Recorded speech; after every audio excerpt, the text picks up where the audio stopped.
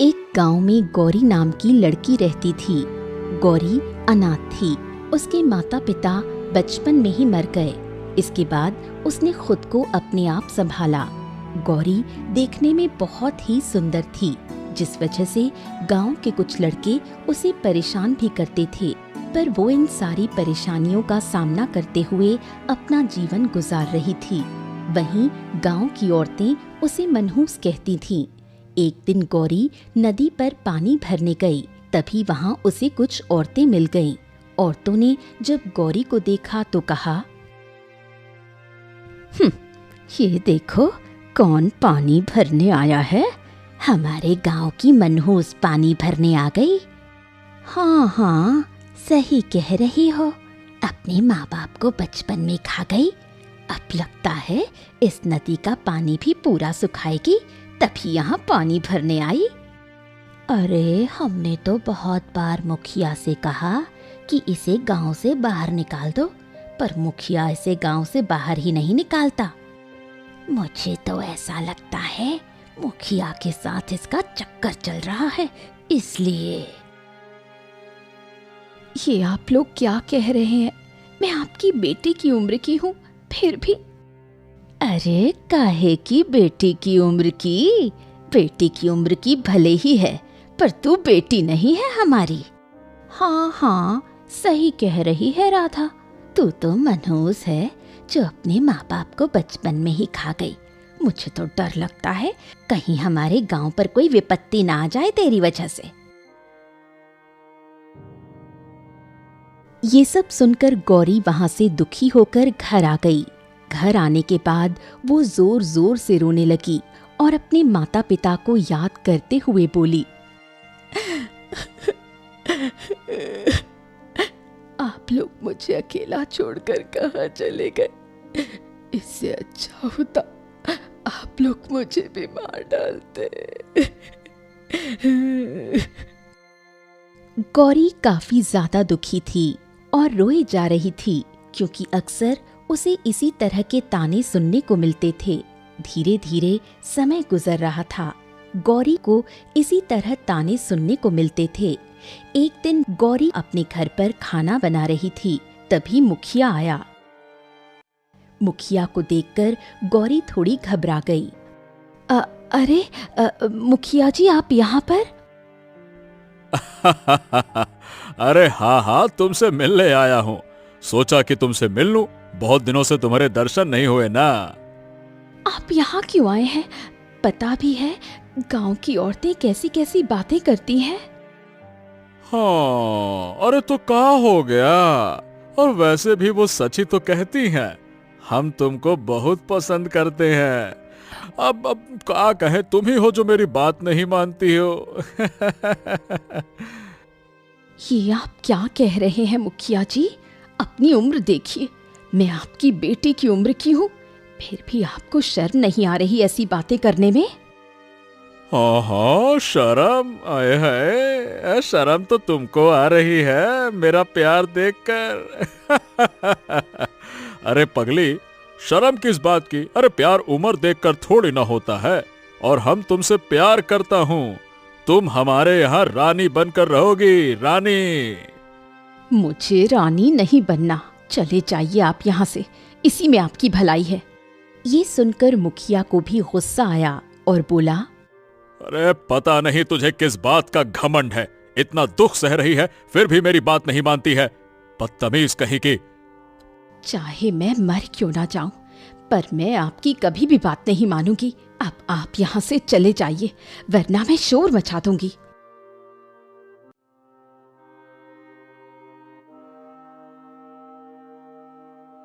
ये सुनकर मुखिया वहां से चला गया, जिससे गौरी काफी ज्यादा दुखी हुई।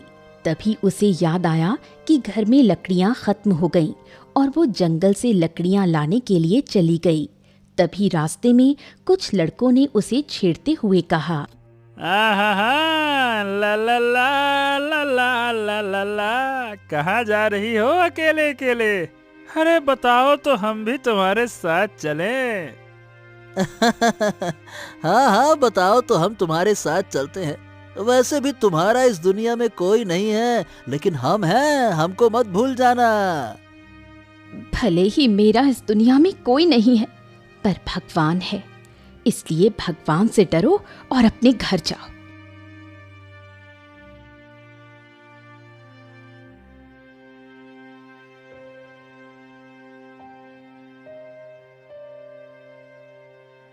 ये सुनकर उन लड़कों ने कुछ नहीं कहा और वो वहां से चले गए। इसके बाद गौरी जंगल आई और लकड़ियां काटने लगी। लकड़ियां काटते हुए उसे बार बार उन्हीं लोगों की बातें याद आ रही थीं। इसी वजह से उसे काफी गुस्सा आ रहा था और वो तेज तेज कुल्हाड़ी को लकड़ी पर मार रही थी। तभी अचानक उसे किसी की आवाज सुनाई दी। आवाज को सुनकर गौरी काफी हैरान हुई। अरे, ये आवाज किसकी है? इसके बाद गौरी ने इधर उधर देखा तो वहां उसे कोई नहीं दिखा। तभी अचानक उसे फिर से आवाज सुनाई दी। ऐसा लग रहा था जैसे कोई मदद मांग रहा हो। वही आवाज बहुत ही धीरे आ रही थी, जिस वजह से गौरी को समझ नहीं आ रहा था कि आखिर कौन मदद मांग रहा है। उसने अपने आप से कहा, आखिर ये कौन मदद मांग रहा है? मुझे दिखाई क्यों नहीं दे रहा? इसके बाद वो आवाज का पीछा करते हुए उसकी तरफ चली गई। काफी दूर आने पर उसे एक गुफा दिखाई दी। गुफा को देखकर वो काफी हैरान हुई। अरे, ये तो गुफा है। लगता है इसी से आवाज आ रही थी। ये कहकर गौरी उसी गुफा के अंदर चली गई। गुफा में काफी ज्यादा अंधेरा था। यहाँ तो कुछ दिखाई ही नहीं दे रहा। अब कैसे पता लगाऊं आखिर कौन मदद मांग रहा है? तभी अचानक आवाज आना बंद हो गई और उसने अपने आप से कहा, अरे, आवाज तो बंद हो गई। अब मैं क्या करूं? यहाँ कुछ दिखाई नहीं दे रहा। ऐसा करती हूँ, कल आऊंगी, तब पता करूंगी कि ये कौन है। इसके बाद गौरी उस गुफा से बाहर निकल आई और लकड़ियां लेकर अपने घर आ गई। घर आने के बाद वो खाना बनाने लगी, पर बार बार उसे उसी आवाज का ख्याल आ रहा था। पता नहीं किसकी आवाज थी। शायद वो वहां फंसा हो और उसे मदद की जरूरत हो। क्या करूं? मुझे इस समय जाना चाहिए या नहीं? गौरी उसी के बारे में सोच रही थी। इस तरह शाम हो गई, जिस पर गौरी ने कहा, कल जाऊंगी। अब तो शाम हो गई, इस समय जाना ठीक नहीं है।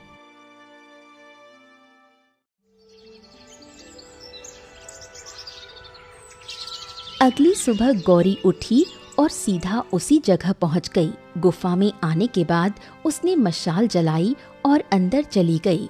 अंदर अंधेरा था, पर मशाल की मदद से वो आगे बढ़ती जा रही थी।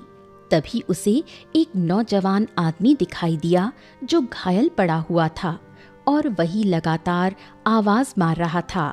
उसे देखकर गौरी पहले काफी ज्यादा घबरा गई। अरे, ये तो कोई आदमी है। अब मैं क्या करूं? गौरी को समझ नहीं आ रहा था। गौरी ने उसे उठाने का प्रयास किया, पर उठा नहीं पाई। ओहो, मैं तो इसे उठा ही नहीं पा रही हूँ। ऐसा करती हूँ, यहीं पर इसकी औषधि लगा देती हूँ।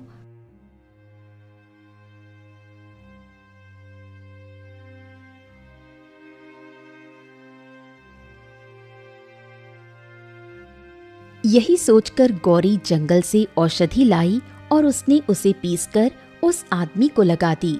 इसके बाद गौरी ने उसे पानी पिलाया और वहां से चली आई।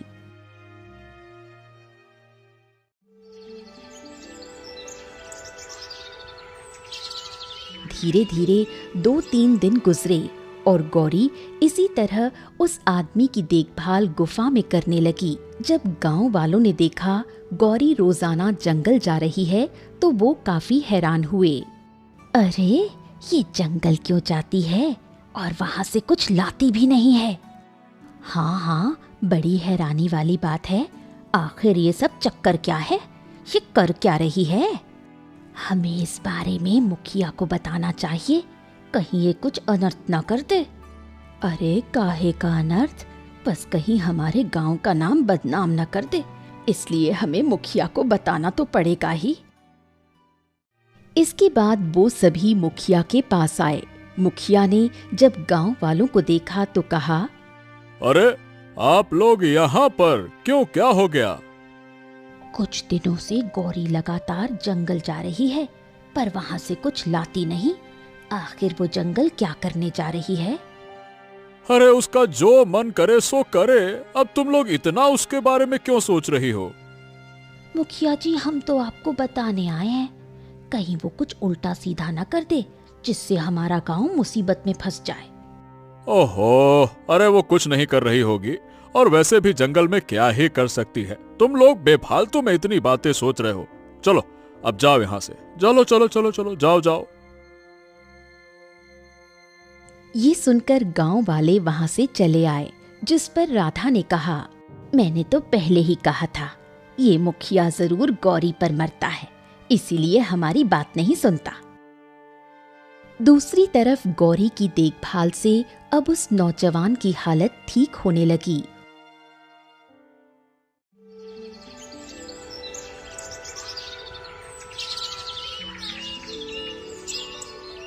एक दिन गौरी जब उस गुफा में आई तो उसने देखा नौजवान उस गुफा में नहीं था। उस नौजवान को वहां ना पाकर गौरी को बड़ी हैरानी हुई। अरे वो नौजवान कहाँ चला गया? उसे तो इसी गुफा में ही होना चाहिए था, अभी तो उसके जख्म भी सही नहीं हुए। गौरी को कुछ समझ नहीं आया। उसने गुफा में अच्छी तरह देखा पर वहां कोई नहीं था। वहीं दूसरी तरफ लखन गौरी के पीछे पीछे आया था। उसने जब गौरी की बात सुनी तो वो वहां से सीधा गांव आ गया और गांव वालों से कहा, अरे अरे गांव वालों सुनो, अरे वो तो वहाँ पर किसी आदमी से मिलने जाती है, सुनो गांव वालों। क्या आदमी से मिलने जाती है? मुझे तो पहले ही शक हो रहा था, पता नहीं किसकी जिंदगी खराब कर रही होगी। अब तो मुखिया को बताना ही पड़ेगा, और मुझे पता है अब मुखिया उसे छोड़ेगा नहीं। सभी लोग फिर से मुखिया के पास गए। मुखिया ने जब सभी लोगों को देखा तो कहा, अरे गजब हो गया, फिर आ गए तुम लोग, अब क्या हो गया? मुखिया जी, गौरी जंगल में किसी आदमी से मिलती है। क्या बात कर रहे हो? ये क्या कह रही हो? हाँ हाँ, लखन ने अपनी आंखों से देखा है। क्यों रे लखन, ये राधा क्या कह रही है? हाँ हाँ, सच कह रही है मुखिया जी, वो किसी आदमी से मिलने जाती है। आज जब वो आया नहीं तो वो काफी ज्यादा परेशान हो रही थी। ओह, आने दो उस गौरी को, उसे तो अब मैं बताऊंगा। वहीं दूसरी तरफ काफी देर हो गई पर अभी तक गौरी को वो नौजवान नहीं मिला जिस पर उसने कहा, ऐसा करती हूँ घर जाती हूँ, शायद वो ठीक हो गया हो, इसलिए अपने घर चला गया हो। यही सोचकर गौरी गांव में आई तो उसने देखा सभी उसके घर के बाहर खड़े हैं। मुखिया भी वहां था, जिसे देखकर वो हैरान हो गई। अरे ये लोग मेरे घर के बाहर इस तरह क्यों खड़े हुए हैं? गौरी को कुछ समझ नहीं आ रहा था और जैसे ही वो अपने घर के पास आई तभी मुखिया ने कहा, क्यों रे गौरी, कहाँ गई थी? किससे मिलने के लिए गई थी? ये सुनकर गौरी काफी हैरान हुई। ये आप क्या कह रहे हैं मुखिया जी, मैं तो बस जंगल गई थी। हाँ हाँ हाँ, हमें सब पता है कि तू जंगल में क्या करने जाती है। चल चुपचाप बता कि वो कौन है जिससे मिलने के लिए तू जंगल में जाती है, बता। ऐसा कुछ नहीं है मुखिया जी, मैं बस जंगल में लकड़ी काटने जाती हूँ। अगर लकड़ी काटने गई थी तो फिर तेरे हाथ में लकड़ी क्यों नहीं है? कुल्हाड़ी कहाँ है तेरी? ये सुनकर गौरी थोड़ा परेशान हुई और बोली, मेरा मन मुखिया जी, मैं कुछ भी करूं। अच्छा, मेरा मन चाहे मैं जो करूं? वाह रे वाह, मैं तो तुझे भोली भाली समझता था, पर तू तो निकली बड़ी चालाक। मेरी बात कान खोल के सुन ले, अगर इस गांव में रहना है तो हमारे हिसाब से रहना होगा, वरना इस गांव से चली जा। क्योंकि हमारे गांव में ये सब नहीं होता है। ये सुनकर गौरी काफी ज्यादा दुखी हुई। उसे तो पता ही नहीं था कि गांव वाले उस पर नजर रख रहे हैं, और उसने कहा, ठीक है, आगे से ऐसा कुछ नहीं होगा। ये कहकर गौरी अपने घर के अंदर चली गई, जिस पर मुखिया ने कहा, चलो अब तुम लोग भी अपने अपने घर जाओ, चलो। इसके बाद सभी लोग अपने अपने घर चले गए। वहीं घर आने के बाद गौरी काफी दुखी हुई और अपने आप से बोली, मुझे तो पता ही नहीं था, गांव वाले मेरे पीछे मेरी निगरानी करते हैं। आखिर ये लोग मुझे इतना मनहूस क्यों सोचते हैं? मेरे माता पिता मर गए, इसका मतलब ये नहीं कि वो मेरी वजह से मरे। ये कहकर गौरी फिर से रोने लगती है। दूसरी तरफ ऐसा लग रहा था जैसे गौरी की कोई छुपकर निगरानी कर रहा हो। इसके बाद गौरी ने राशन देखा तो घर में राशन नहीं था। ये देखकर वो परेशान हो गई। घर का राशन तो खत्म हो गया। ऐसा करती हूँ, बाजार जाकर राशन ले आती हूँ। ये सोचकर उसने जब पैसे देखे तो पैसे भी नहीं थे। अरे, पैसे भी खत्म हो गए, अब मैं क्या करूं? गौरी को कुछ समझ नहीं आ रहा था, क्योंकि उसने धीरे धीरे अपने माँ के सारे कीमती जेवर बेच दिए थे, क्योंकि वो कोई काम नहीं करती थी, जिस वजह से वो इसी तरह गुजारा करती थी। पर अब उसके पास कुछ नहीं था, जिस पर उसने कहा, अब मैं क्या करूं? गांव वाले तो मुझे कोई काम ही नहीं देते हैं जिससे मैं अपना गुजारा कर सकूं, पर अब पैसे कहाँ से लाऊंगी?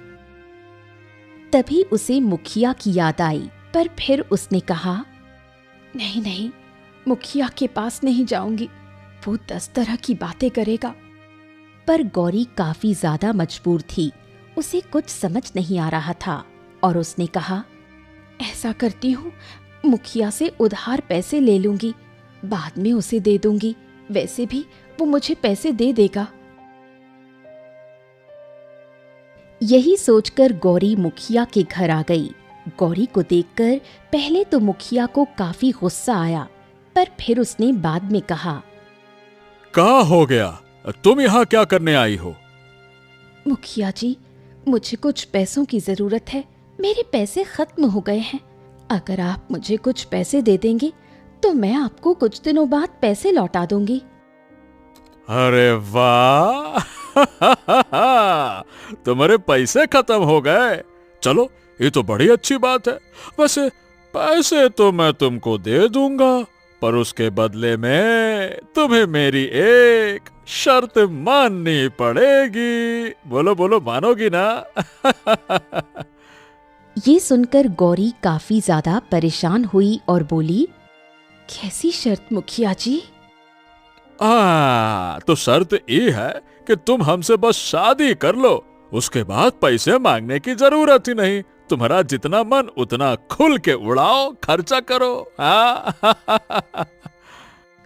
नहीं, मैं आपसे शादी नहीं करूंगी। आपको पैसे देने हैं तो बता दीजिए, वरना मैं किसी और से ले लूंगी। ये सुनकर मुखिया सोच में पड़ गया, और काफी देर सोचने के बाद उसने गौरी को 1000 रुपए दिए और कहा, तो कान खोल के हमारी भी बात सुन लो। ये पैसा तुम हमको 1 महीने में दे देना। अगर 1 महीने में नहीं दे पाई ना, तो मेरी शर्त यह है कि तुम्हें हमसे शादी करनी पड़ेगी। ये सुनकर गौरी ने पैसे लेने से इनकार कर दिया और कहा, नहीं नहीं, मुझे पैसे नहीं चाहिए, क्योंकि 1 महीने में इतने पैसे कहाँ से लाऊंगी। अरे चलो, कोई बात नहीं, 2 महीने में दे देना। और वैसे भी गांव में बहुत सारे लोग हैं, तुम कहीं भी काम कर सकती हो, सोच लो। ये सुनकर गौरी ने काफी देर सोचा और फिर पैसे लेकर वहां से आ गई, जिस पर मुखिया काफी ज्यादा खुश हुआ और अपने आप से बोला, जाओ जाओ जाओ, तुम्हें कोई भी काम नहीं देगा, क्योंकि हमने सभी से पहले ही मना कर दिया है। आहा, ये दांव हमारा फिट बैठा। अब तो तुमको हमसे ही शादी करनी पड़ेगी। ये सब कहकर मुखिया काफी ज्यादा खुश हुआ। वहीं दूसरी तरफ गौरी घर आई।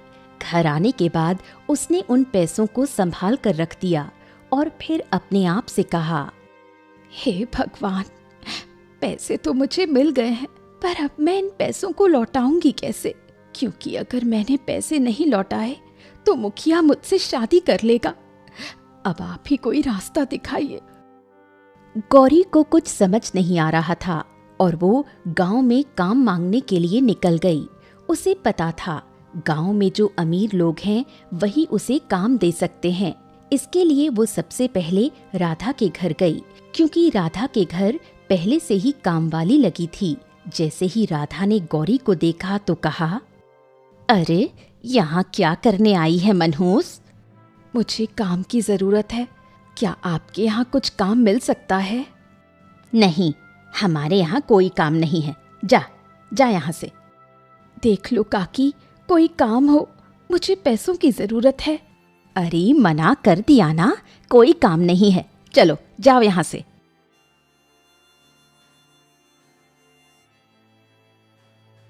ये सुनकर गौरी वहां से चली गई। उसने गांव में बहुत सारे लोगों से काम मांगा, पर किसी ने भी उसे काम नहीं दिया, जिससे वो बहुत दुखी होकर घर आ गई। हे भगवान, कोई मुझे काम नहीं दे रहा। अब मैं कैसे मुखिया के पैसे लौटाऊंगी? ऐसा करती हूँ, इन पैसों को खर्च ही नहीं करती, पर अगर खर्च नहीं करूंगी तो घर का राशन कैसे आएगा? गौरी काफी ज्यादा दुखी थी। काफी देर सोचने के बाद उसने कुछ पैसे लिए और बाजार जाकर राशन ले आई। धीरे धीरे समय गुजर रहा था। गौरी इसी बात को लेकर काफी ज्यादा परेशान रहती थी कि वो मुखिया के पैसे कैसे देगी। एक दिन गौरी अपने घर पर काम कर रही थी, तभी अचानक किसी ने गौरी का दरवाजा खटखटाया। गौरी ने दरवाजा खोला तो वो काफी ज्यादा हैरान हुई, क्योंकि सामने वही नौजवान खड़ा हुआ था जिसकी गौरी ने मदद की थी। अरे आप यहाँ पर? आपको मेरा घर कैसे पता लगा? बस गांव वालों से पूछते हुए आ गया। क्या मैं अंदर आ सकता हूँ? हाँ हाँ, क्यों नहीं, आइए अंदर। इसके बाद वो नौजवान घर के अंदर आया। गौरी ने उसे पानी दिया और कहा, अब आपकी तबीयत कैसी है? अब मेरी तबीयत ठीक है। ये सब तुम्हारी वजह से ही हुआ। अगर तुमने बचाया ना होता तो मैं तो कब का मर गया होता। आप ऐसा क्यों कह रहे हो? बचाने वाला तो भगवान होता है, बस उसने तो मुझे जरिया बनाया था। गौरी की ऐसी बातें सुनकर वो नौजवान काफी खुश हुआ। वैसे तुम्हारे घर में और कोई नहीं है क्या? नहीं नहीं, मेरे घर में कोई नहीं। मेरे माता पिता बचपन में ही, क्योंकि गौरी को पता था जिसका कोई नहीं होता उसके साथ दुनिया वाले कैसा व्यवहार करते हैं। इस पर नौजवान ने कहा, क्या आज रात मैं तुम्हारे घर पे रह सकता हूँ? क्योंकि मेरे पास रुकने की और कोई जगह नहीं है। ये सुनकर गौरी थोड़ा परेशान हुई, क्योंकि उसे गांव वालों का डर था, पर फिर उसने कहा, हाँ हाँ क्यों नहीं। ठीक है, लेकिन तुमको हुआ क्या है? मतलब तुम थोड़ी सी परेशान लग रही हो, क्या बात है? कुछ नहीं, आप आराम से यहाँ पर रहिए।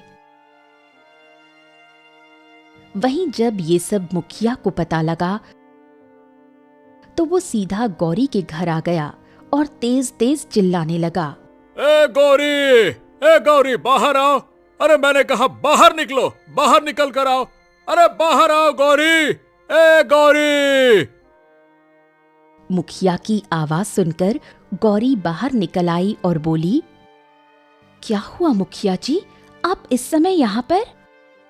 अरे ये बताओ कि तुम्हारे घर पे आया कौन है? क्या तुम उसे जानती हो? बताओ कौन है वो? हाँ हाँ मुखिया जी, मैं उसे जानती हूँ। बात यह है कि मैंने उसकी मदद की थी।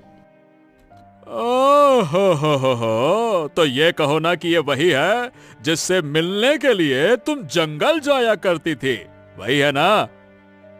नहीं नहीं, ऐसी बात नहीं है मुखिया जी, मैंने बस उस इंसान की मदद की थी। तभी वहां पर गांव वाले भी आ गए और बोले, अरे मुखिया जी देखो देखो, आपने इसे समझाया भी था, फिर भी ये नहीं मानी। कितनी बेशर्म है, अनाथ होने के बाद भी ऐसे काम कर रही है। हाँ हाँ, बिल्कुल सच कह रही हो। चलो चलो, पहले तुम मेरे पैसे निकालो, क्योंकि मैं तुम जैसे लोगों को पैसे नहीं देता। चलो निकालो चुपचाप। ये सुनकर गौरी काफी परेशान हुई, क्योंकि अभी उसके पास पैसे नहीं थे। इस पर उसने कहा, मुखिया जी अभी मेरे पास पैसे नहीं हैं, आप कहें तो मैं आपको 500 रुपए दे सकती हूँ। बिल्कुल नहीं, मुझे पूरे पैसे चाहिए, क्योंकि मैंने सोचा था कि तुम भोली भाली हो, पर तुमने तो फिर से अपना असली रूप दिखा दिया, चालबाज कहीं की। इन आवाजों को सुनकर नौजवान भी काफी हैरान हुआ और वो भी बाहर निकल आया। नौजवान को देखकर मुखिया और ज्यादा गुस्से में आ गया। वहीं दूसरी तरफ एक बड़े से महल में एक राजा बैठे हुए थे। हो, पता नहीं आज सुबह से राजकुमार कहाँ चले गए, बता कर भी नहीं जाते हैं। अगर बता कर चले जाएं तो कौन सी मुसीबत आ जाएगी, क्या कहूं मैं उनको।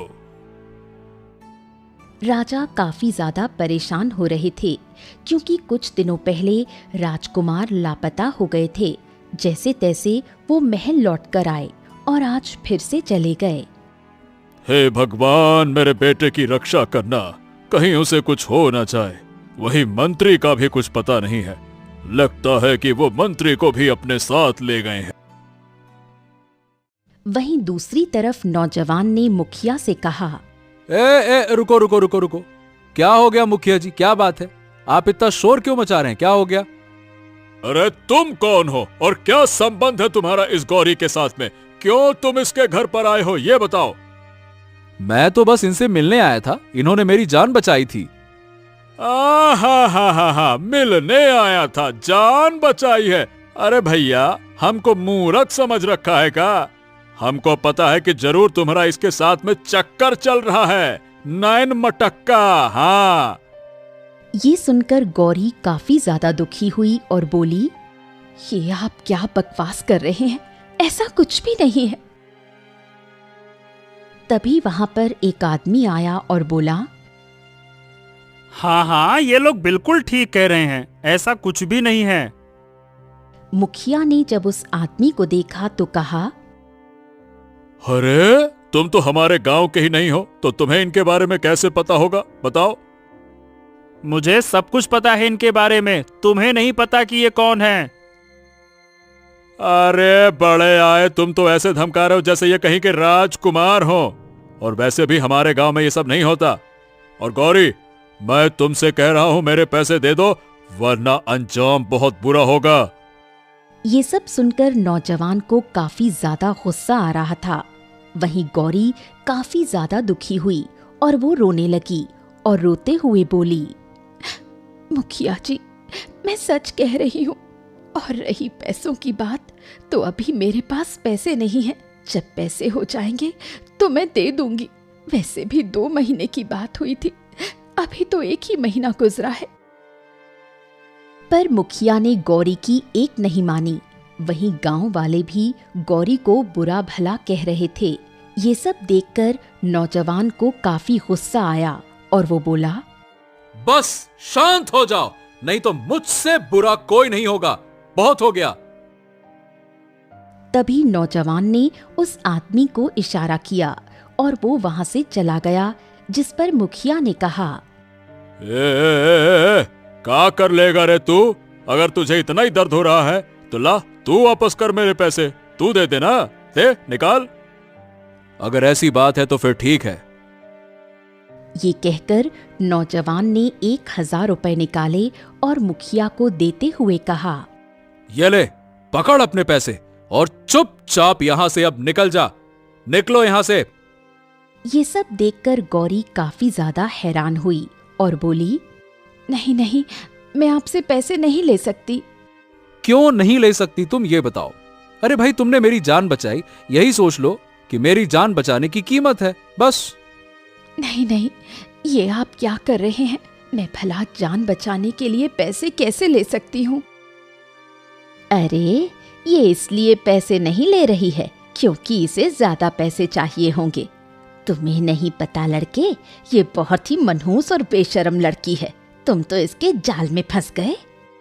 हाँ हाँ, राधा एकदम ठीक कह रही है। ये बचपन से ही अनाथ है और इसने जब अपने माँ बाप को नहीं छोड़ा तो ये तुम्हें क्या छोड़ेगी? तुम्हारी भलाई इसी में है कि इसे छोड़ दो। वहीं मुखिया ने पैसों को लिया और कहा, अब ठीक है, पैसे तो मिल गए। अब तुम भी यहाँ से चले जाओ। और क्या, बहुत हो गई नौटंकी तुम्हारी भी अब। नहीं, मैं यहाँ से नहीं जाऊंगा। अब तो मैं गौरी को अपने साथ लेकर जाऊंगा। ये सुनकर गौरी काफी हैरान हुई और बोली, ये आप क्या कह रहे हैं? हाँ बिल्कुल, मैं सच कह रहा हूं। बस कुछ देर रुको, इनको सब पता चल जाएगा कि मैं कौन हूं। ये सब सुनकर गांव वाले काफी ज्यादा हैरान हुए और इस तरह की बातें करने लगे। वहीं गौरी भी काफी ज्यादा दुखी थी। उसे कुछ समझ नहीं आ रहा था कि ये नौजवान क्या करने वाला है। तभी वहां पर एक सेना आई और सेना के साथ वही आदमी था जो मंत्री के वेश में था। उसे देखकर मुखिया काफी हैरान हुआ। अरे, ये सेना किसकी है? ये तो हमारे महाराज की सेना लग रही है। सभी गांव वाले सेना को देखकर काफी ज्यादा हैरान हुए। तभी मंत्री सीधा नौजवान के पास आया और बोला, राजकुमार की जय हो। आपने जैसा कहा था मैंने वैसा ही किया। हमारी सेना आ चुकी है और कुछ देर में महाराज भी आ रहे होंगे। ये सब सुनकर गांव वाले काफी हैरान हुए और जब उन्होंने देखा कि ये नौजवान राजकुमार है तो सभी पूरी तरह घबरा गए, क्योंकि उन्होंने अभी इन लोगों के साथ बहुत बुरा व्यवहार किया।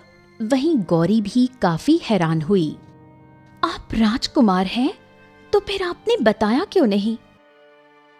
क्योंकि मैं तुम्हारी परीक्षा ले रहा था गौरी।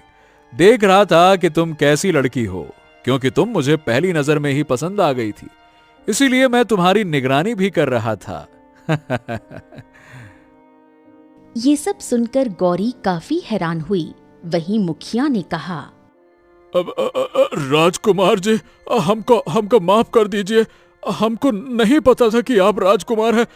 हमने आपसे ऊंची बस माफ कर दीजिए। हाँ, नहीं पता था, इसीलिए तो आपने मेरे साथ ऐसा व्यवहार किया और इस लड़की के साथ भी आपने बदतमीजी की। क्या आपके यहाँ ऐसे ही बर्ताव किया जाता है? बताइए। नहीं, ऐसी कोई बात नहीं है। बस हमें पता नहीं था कि आप राजकुमार हैं। तो क्या हो गया? और अगर पता होता तो आप लोग क्या कर लेते? बताइए, क्या करते आप? तभी वहां पर राजा भी आ गए। राजा ने जब अपने बेटे और मंत्री को देखा तो कहा, क्या हो रहा है यहाँ सब? पिताजी, हमें इस गांव के मुखिया को बदलना पड़ेगा, क्योंकि यह मुखिया किसी काम का ही नहीं है। यह बस दुखी लोगों को और परेशान करता है।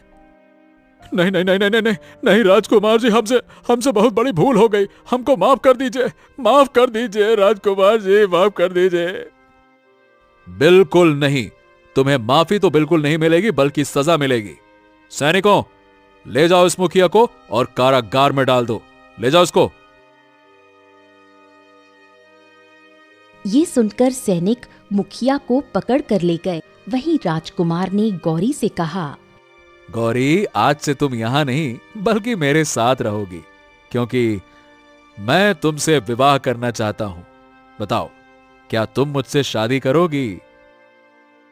ये सुनकर गौरी काफी ज्यादा हैरान हुई। वहीं जब गांव वालों ने ये सुना तो वो भी काफी ज्यादा हैरान हुए और राधा ने कहा, पर राजकुमार, ये तो मनहूस है। आप इससे कैसे विवाह कर सकते हैं? ये आपको बर्बाद कर देगी। शांत रहो तुम लोग। अगर इसके माँ बाप मर गए तो ये मनहूस हो गई। अरे, तुम जैसे लोगों की वजह से ही इंसान सुखी नहीं रह सकता। ये सुनकर सभी लोग शांत हो गए। इस पर गौरी ने कहा, मैं आपके काबिल नहीं हूँ। मैं तो एक बहुत ही गरीब लड़की हूँ। तो क्या हो गया गौरी, तुम भले ही गरीब हो लेकिन तुम्हारा दिल तो बहुत बड़ा है ना। बस मैंने तुम्हारे दिल को देखा और इसीलिए मैं तुमसे शादी करना चाहता हूं। हाँ हाँ बेटी, राजकुमार और मंत्री ने मुझे सारी बात बताई थी। तुम मेरे बेटे को पसंद हो तो मुझसे शादी कर लो। ये सुनकर गौरी काफी ज्यादा खुश हुई और वो शादी के लिए मान गई। इसके बाद सभी महल आए और फिर राजकुमार और गौरी की शादी हो गई।